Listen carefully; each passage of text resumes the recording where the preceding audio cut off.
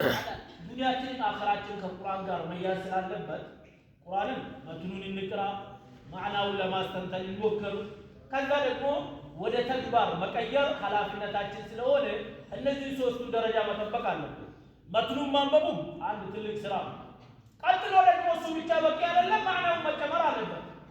ሶስተኛ ደግሞ ወደ ተግባር አቡ አብዱራህማን አስለሚ የሚባል አንድ ታቢዒ የነ ዑስማን እና አብዱላህ ብን መስዑድ ደረሳ ነበር እና ምን ይላል? እነዚህ ሰሃቦች ምን አሉና ከነቢዩ ዓለይሂ ሰላቱ ወሰላም ቁርአን ሲቀራ 10 ቁርአን አያት አናልፍም ማለት 10 አያት እኛ ባለ ነው ሙሉ ሙሳ እንጨርሰው ከ10 ቁርአን አያት አናልፍም። እዛ ጋር 10 ላይ ስንደርስ ቆም ብለን ማዕናውን እንማራለን። ትርጉሙ መልእክቱ ዓላማው ምንድን ነው? ከዛ ደግሞ እንዴትስ ተግባራዊ እናደርጋለን? ወደ ተግባር ቀይረን ከዛ በኋላ መጥቶ ሌላ 10 ይጨምሩበታል። ቃሉ ተዓለምና አልቁርአን ወልዕልመ ወልዐመለ ጀሚዐን። ምን አሉ ሰሃቦቹ? ተማርና ቁርአንን መጀመሪያ አቀራውን ተማርን። ከዛ በኋላ ደግሞ ከውስጡ ያለው መልእክቱን ምስጢሩን ተማርና። ሶስተኛ ደግሞ ወልዐመል ወደ ስራ መቀየርን ተማርና።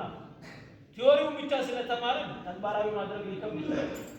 አንዳንድ ቲዮሪውን ብቻ ተምረን ተግባራዊ ልናደርግ ይመስልናል። እንደዛ ማለት ብዙ ነገር አለ።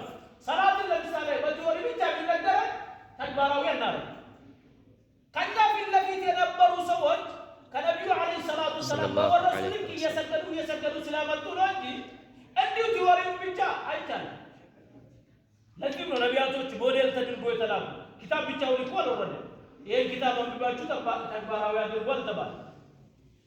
ሞዴል የሚሆኑ ነቢያቶች መጥተዋል። ዋቀታ ዱንያ ላይ ምንድነው? ለምሳሌ መኪና መንዳት ዝም ብላችሁ ቲዮሪውን ብቻ ብትማሩ ከመቶ ብታመጡ መንዳት ትችላላችሁ? አይቻልም። በፍጹም አትችሉም። ማንቀሳቀስ አትችሉም።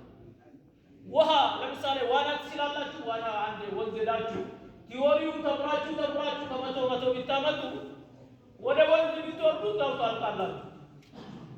አንዳንድ ተግባርና ቲዮሪ አብሮ ማቆራኘት ይፈልጋል ማለት ነው። ለዚህ ነው ሰሃቦች ቁርአንን ሲቀራ መትኑን ቀራን፣ ከዛ መልእክቱን ማዕናውን ተማርን፣ ተግባሩንም አብሮ ተማርና። አላህ ያግራልን። ወደ ቁርአን የምንመለሰው አላህ ያድርገን። አላህ ረመዳናችን ይቀበለን፣ ሰላታችንም አላህ ይቀበለን። ወሰለላሁ ወሰለም ወባረከ ዐላ ነቢይና ሙሐመድ ወዐላ አሊሂ ወሰሐቢሂ ወሰለም አጅመዒን። ወሰላሙ ዐለይኩም ወረሕመቱላሂ ወበረካቱህ። ወዐለይኩም ሰላም ወረሕመቱላሂ ወበረካቱህ። ጀዛከላሁ ኸይረን።